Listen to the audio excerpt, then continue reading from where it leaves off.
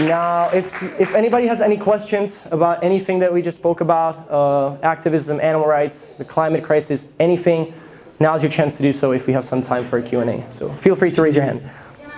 Yes? So why you choose Portugal?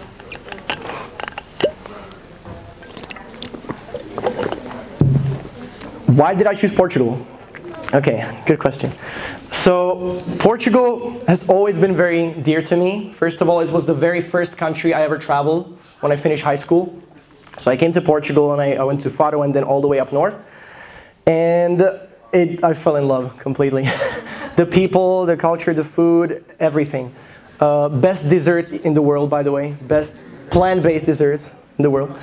And it's absolutely amazing every single time. The generosity, the hospitality, people are so welcoming. So last year, my friend Seb Alex from Lebanon, he reached out to me and he wanted me to join him for a tour where he was giving around 30 school talks all over Portugal. And I said, of course I'll join you. I love Portugal, I'd love to come back. So we did, and I saw how open-minded the people were. It was absolutely amazing. They were really passionate and dedicated. They wanted to make a difference in the world. So I thought, I want to come back and I want to do that. But it's not specifically coming back just because I love the country, right? I've traveled around 14 countries in the past 7 months. So I try to go all over the place wherever I feel like people will hear the message. And of course, even the places where it's more challenging because it needs to be done. But yeah, so no specific reasons, many reasons. Love it here. Any more questions? Yes? You said earlier that you left high school a few years ago. So how old are you now? I'm 24. 24. Yeah. And another question. Yeah. You said that you have this tattoo. Do you have any other tattoo related to animals or? Yeah, so the question is if I have any more tattoos related to animals, animal rights. Basically, most of them, to be honest. Everything that I have on my hands up to here and this is it either represents nature's revenge on humanity for what we have done to her, something like that, or yeah, something with animal rights. I have plenty of tattoos on my legs that reflect my views on animal rights. I have a tattoo here with a bolt cutter that says, "We are the keys to the cages," like I mentioned in the talk, because I love that quote very much. And yeah, so a lot of them. Yes? How do you get the money to travel so much? That's a question I get every single time.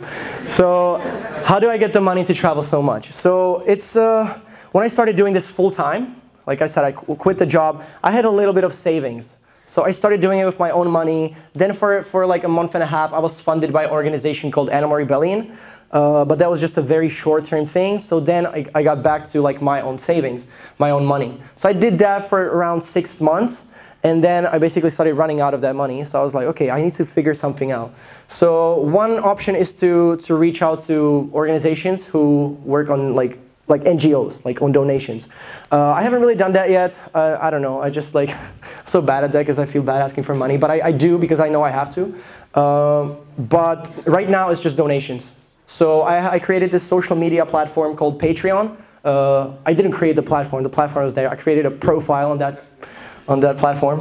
And what Patreon is basically people can sign up to be my patron and they choose an amount of money of their own. So even if it's €1, €2 a month, it may not be too much for them, but for me it's amazing if enough people do that. So they sign up to be my patron and they can give me however money they want. So I recently saw this talk on TED about how the way we think about charity is completely backwards. Because we see that when people actually make lots of money from exploiting animals and exploiting the earth and natural resources, it's okay. But once you ask for a little bit of money to do something like this, to try and raise awareness, to try and help change the course of this, all of a sudden it's bad, it's wrong. And I'm not making money off of it. I travel cheap. I use things like BlaBlaCar whenever there's an option. And because it's more eco-friendly because the person is already going there. I try to do trains. Sometimes they're too expensive. Here in Portugal, I spent like €40 in the entire month just traveling. So I traveled really cheap.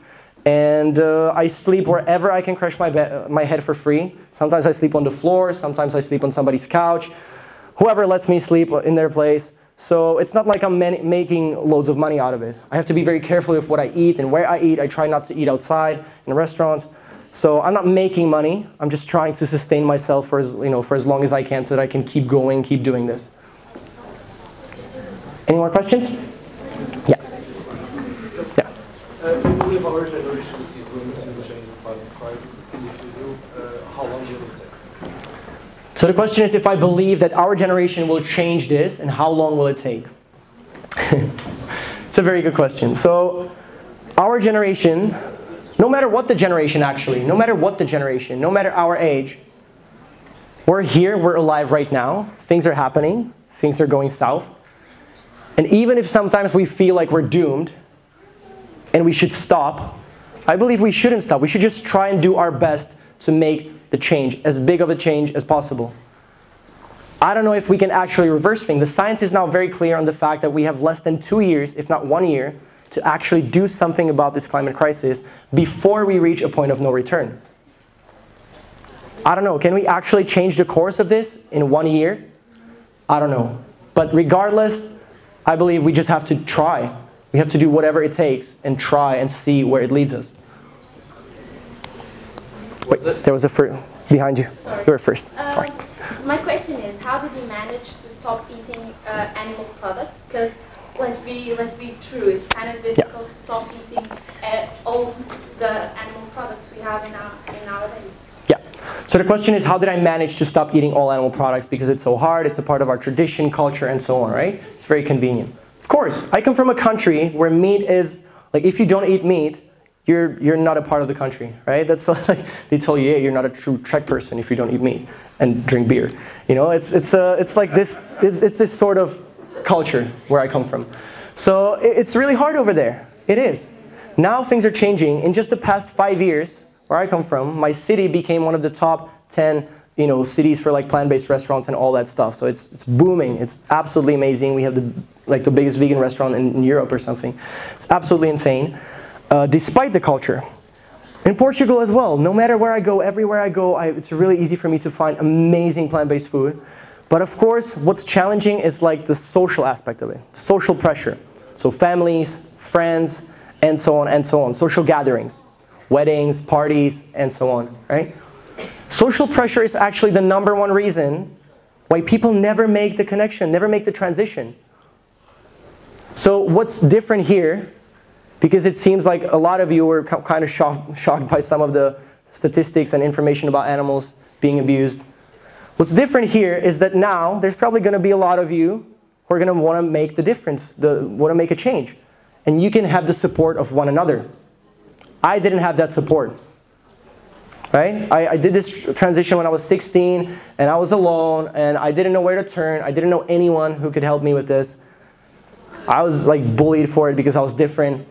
So now you have the support of one another, and that's really, really important.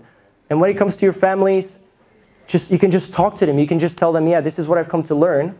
It's really important to me. It hurts me that this is happening, and I want to do something about it. And you can hope that they will understand. So like I said, my mom, she didn't make the transition for like more than 2 years, and it was really frustrating for me because all of a sudden I was like, but this is such a loving person. She loves animals, and she cares about the planet. She loves nature. How come she doesn't make the change? She knows all the facts. It just took her a little longer. After 2 years, she said, oh, you know what? Actually, yeah, that makes sense. And now she runs an animal sanctuary. She's trying to make a difference, and she's like writing articles and stuff and doing interviews. It's absolutely amazing. So for me, the first thing, when I found out about all of this, of course, the idea of giving up all those products was the hardest thing ever.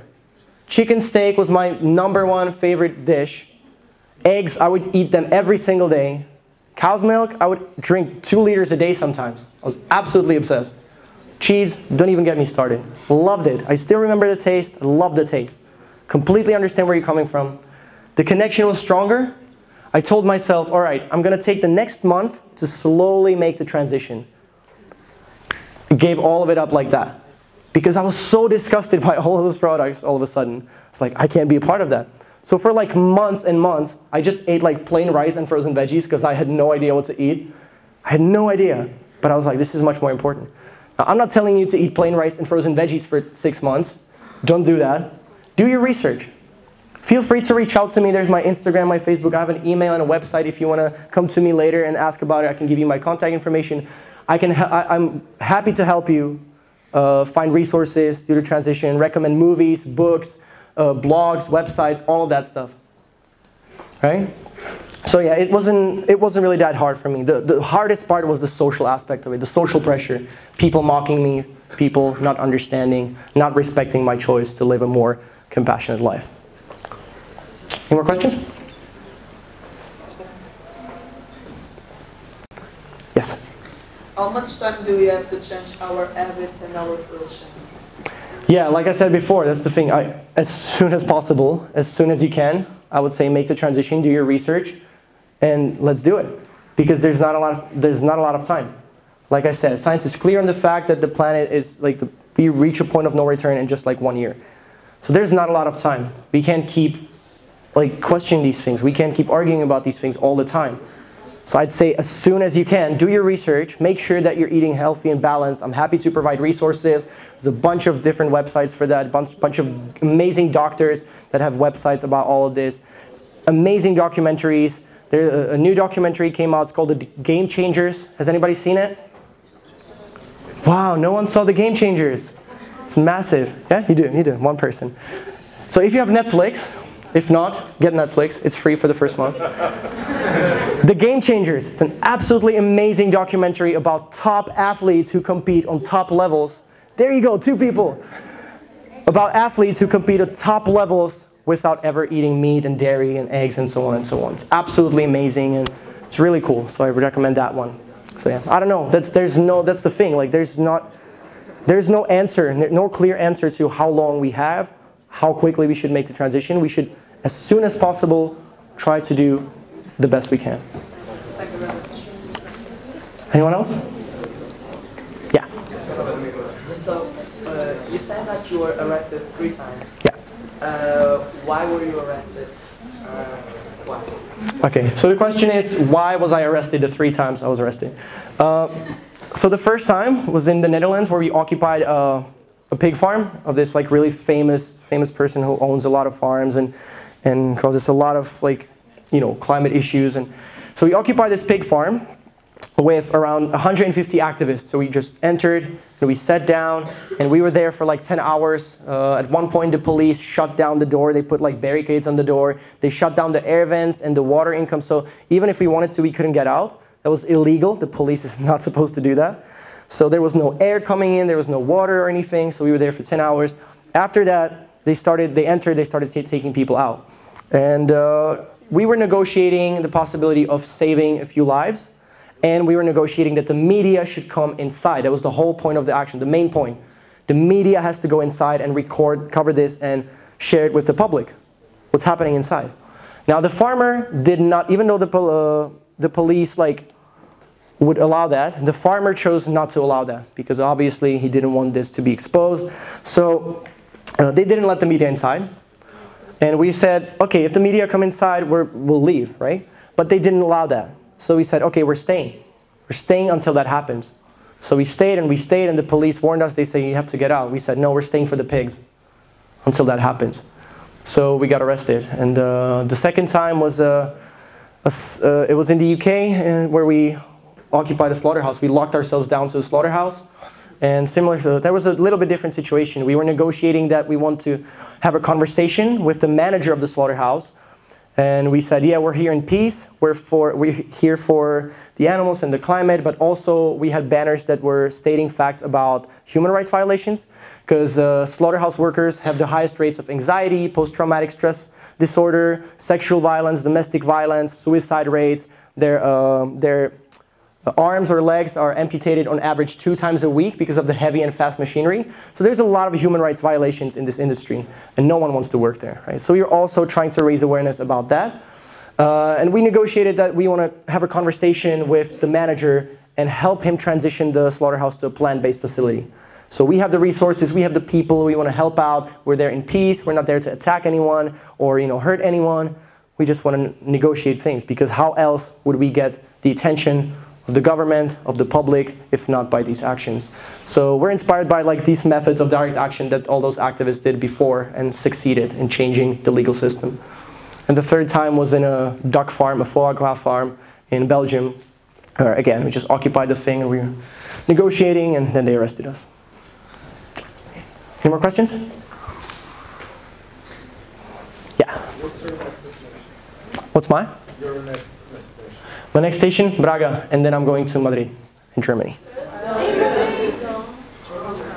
What's that? All right. Okay. Okay, I'll have to check if it wasn't canceled or anything. Yeah, that's the problem now. Everything is being like shut down, and there's things happening, and I don't know if no one told me that anything is canceled so far, so I don't know, but we'll see. We'll see.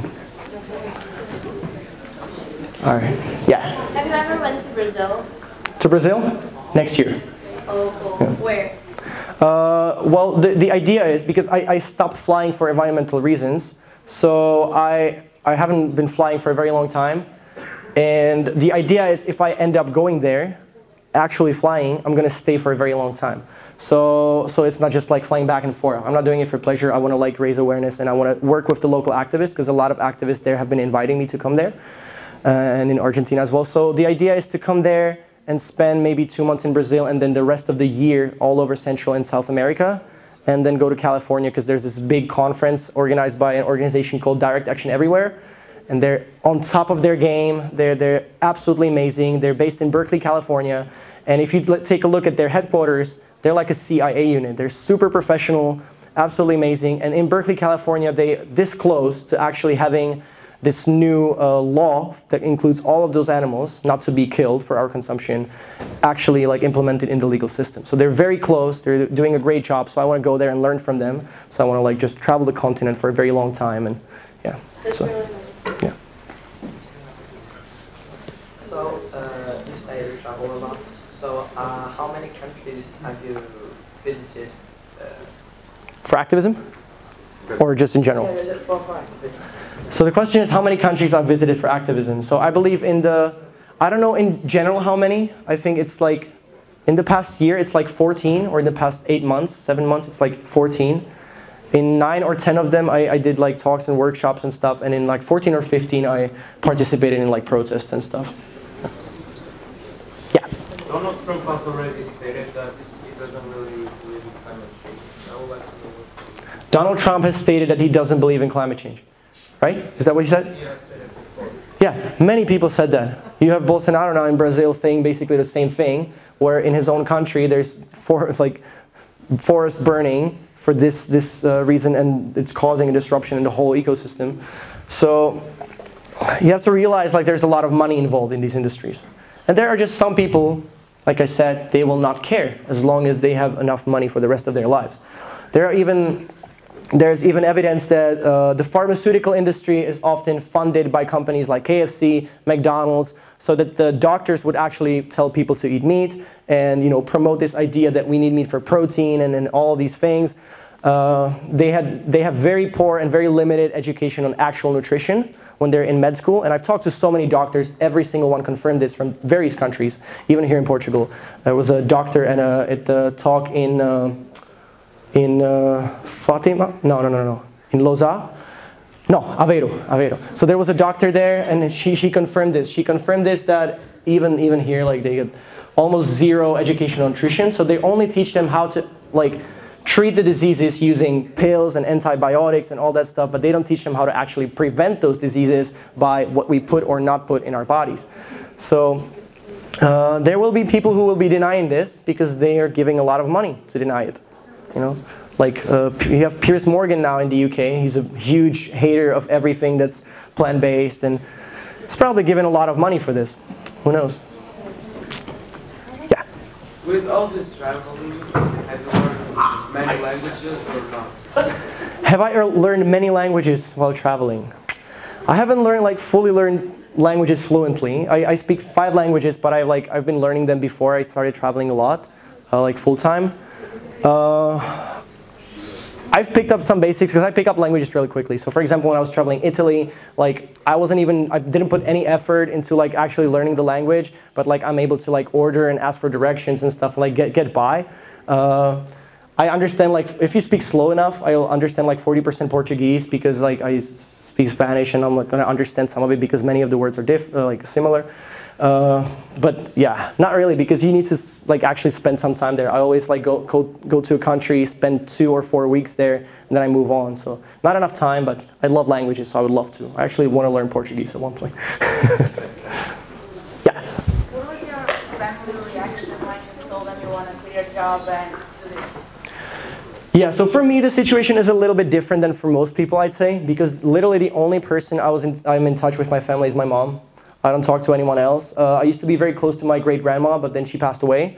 So when I started doing this, my mom, she was very supportive. She's always been very supportive of this kind of thing. And like I said, eventually she would also make the connection. She stopped consuming all animal products, and she said, hey, I'm going to take care of those animals at the sanctuary.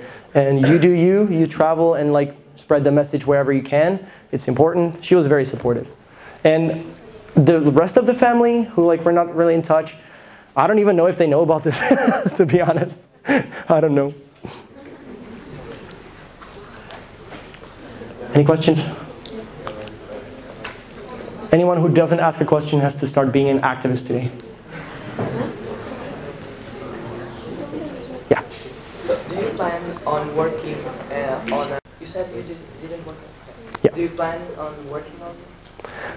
So the question is if I'm planning on working like with an organization. Like, yeah, so I do everything independently. I just travel alone and do these things. But there are different organizations, like for example, Direct Action Everywhere, the Save Movement, and other organizations that sometimes I participate or plan things with them, or I help them out with some things. So it's like, it's more like voluntary work. I don't really get any funds from any organizations. Maybe in the future, but I don't like the idea of like just working with one organization and just doing whatever they want me to do. I want to do my thing, what I consider important, and if they decide to like help me with that, support that, I'm happy. So maybe. I have another one. Yeah, cool. So if people, for example, if all of us that are right here, we start eating plant-based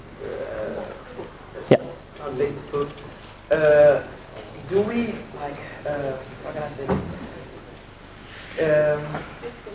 Are we going to cause a big impact, like on the? Yeah. So the question is, if all of us right now, right here, like decide to make the transition to being plant-based, are we going to make a big impact? Well, yeah, of course. You see, it's the same situation where I was talking about Greta. Like, that's one person made that big change. If we decide to transition just our habits, of course, I encourage people to get active. But if you just change your habits, like change what you eat 2 or 3 times a day, it's going to make a huge impact. Like we've established, one beef burger is like 1,000 liters of water. It's the equivalent of like 1 month's worth of showering. It's absolutely insane. It's a lot of water. So it makes a lot of impact because we're removing our money from those industries.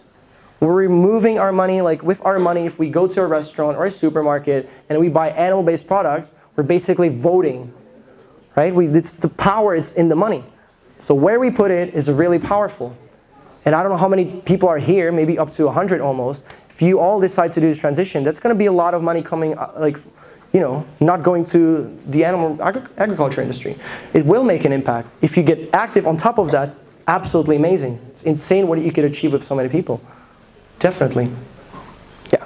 Do you plan on having your own organization or company for plant-based food? Do I plan on having my own organization or company? So I started an NGO like 1.5 years ago back in the Czech Republic. And my plan was to like, yeah, start. We had like a team of 7 people, I think, that started it with me.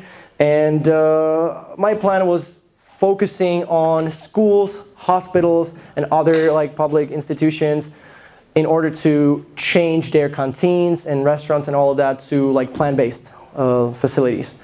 Because, of course, in hospitals still, even to the sick people who are dying there, they're still going to feed them those horrible products that are linked to cancer, diabetes, type 2, Alzheimer's, all that stuff. So I wanted to put an end to that. I said, okay, I want to change this. There were other organizations working on that already, so we wanted to like work together. And then at one point there was this like infighting between like me and other like members of the group. So I went on and I just left, and I wanted to travel anyway. So I said, okay, I'm going to do my own thing, and it didn't really happen. I didn't like pursue that idea. Maybe one day I'll come up with something like that, but for now it's not an aspiration of mine. But yeah, that's basically it. Yeah. Have you already watched any animal being killed in a slaughterhouse? So, like I said, it's really hard to actually enter those slaughterhouses unless you go undercover and have a hidden camera or something. So, personally, I've been to so many slaughterhouses, I can't even count them, but I never could actually enter all the way inside. So you'd be like right outside or like, you know, locking yourself to the doorway or something like that. So I was very close. For example, in the slaughterhouse that I was showing, the pig slaughterhouse where we used to go for these vigils, they had the gas chambers, and right in front of so you had this gate, and right behind that gate there was the building with the gas chamber, and it didn't even have windows really. It was just these holes in the wall, so you could like very clearly hear all the screams from the gas chambers of the pigs all the time, and then the pigs who are going in, they hear it as well. So I saw a lot of animal suffering in farms and stuff. I saw a lot of animals dying. I never really saw, apart from like actual like traditional, you know, like killing of a pig outside, because it's big in my country. Like people do that as a tradition. They will hunt the pig down and like slaughter them in front of everyone, including the kids. Apart from that, I haven't really entered slaughterhouses that much, so not really. But I'm still affected by it. I'm still affected by all of it, and I can't even sit at the same table where animal products are being consumed because it triggers my secondary stress. I can't smell it. I get anxious. My entire day is ruined. It's really hard because I've seen so much suffering. You also stop to use animal material like in the clothes. Can you say that louder? You also stop to use animal material in the clothes too. So the question is if I stop using leather, fur, and other like products made of animals. All of them. I don't wear any leather. I don't wear any fur. For example, I have these like massive winter boots that I take to the mountains in the winter and stuff. And even I bought them from like a completely vegan company that sells, you know, like boots from whatever they're made of. Like sometimes it's hemp and sometimes it's something more stable. But yeah, all my clothes. This was like a couple euros in a second-hand store. This was like, I don't know, very cheap. Second-hand stores all over the place. This is from a second-hand store. Unless there's like, if there were any animal materials, actually, I wouldn't buy it. Same with cosmetics. Many cosmetics products are tested on animals. So I choose to stay away from that as well. So I shop most of my stuff in Lush. I know there's no Lush here, but there are other like companies in Lisbon. It's a little bit further. So yeah. Cosmetics, cleaning products tested on animals, all of that, I stay away from that. Anything that contributes to any animal. Like, the thing is, like, there's so many things that exploit animals, and it's not possible to 100% be all the way there. It's just not, because of the way we live our lives and so on and so on. We're always going to pollute things. So it's a question of like trying to minimize our impact on the exploitation of animals and the environment as much as practically possible. So yeah, but I don't wear any of that. Any more questions? 5,